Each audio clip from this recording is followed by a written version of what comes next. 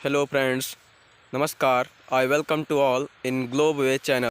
Today we will discuss about the Vice President of India. Okay, so let's start करते हैं।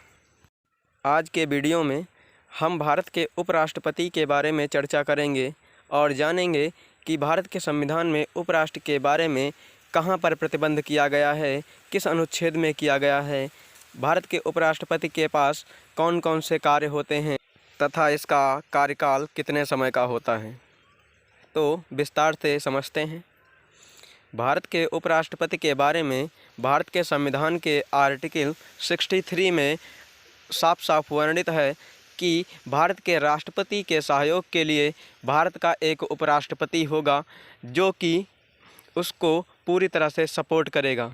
भारत का उपराष्ट्रपति सिर्फ उपराष्ट्रपति ही नहीं होता है, यह राज्यसभा का चेयरमैन भी होता है। जब यह एज अ चेयरमैन वर्क करता है तब इसके पास पूरे राज्यसभा की शक्तियां मौजूद होती हैं जो कि कहीं ना कहीं इसको विभिन्न कार्यों में काफ़ी हद तक मदद करती हैं। जैसे किसी भी पार्लियामेंट में कोई भी बिल आता है और उसको पारित करना है तो उसमें भी इसी का हस्तक्षेप रहेगा, क्योंकि कहीं से भी बिल अगर पारित किया जाता है तो एक बार राज्यसभा में ज़रूर आता है।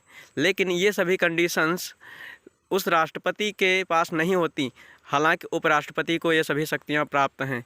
सो हम लोग जानेंगे कि आखिर ये अपनी पावर का प्रयोग कैसे करता है।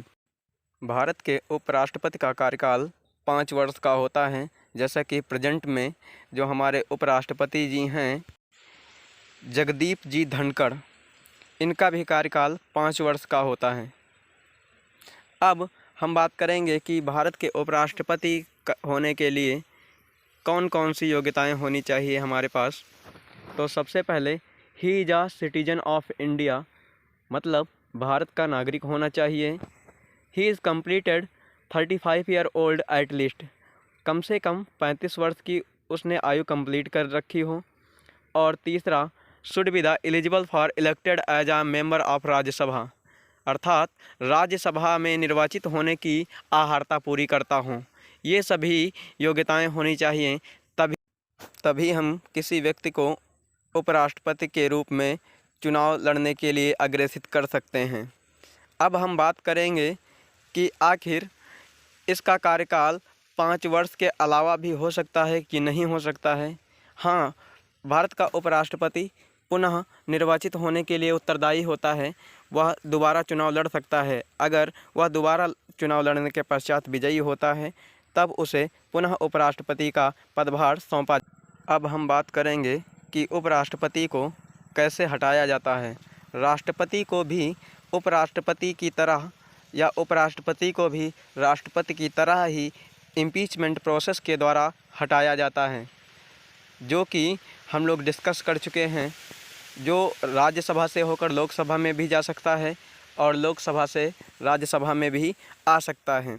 दूसरा, he is a also resign from the office to return suspension letter to the president, और उपराष्ट्रपति अपना सस्पेंशन लेटर राष्ट्रपति को देकर भी अपने ऑफिस को छोड़ सकता है।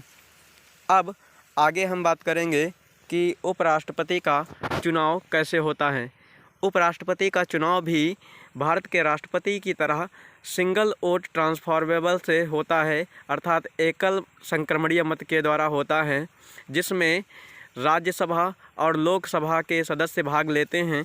इसमें किसी भी एमएलसी या एमएलए के सदस्य पार्टिसिपेट नहीं करते हैं और ना ही कोई अनुदान देते हैं।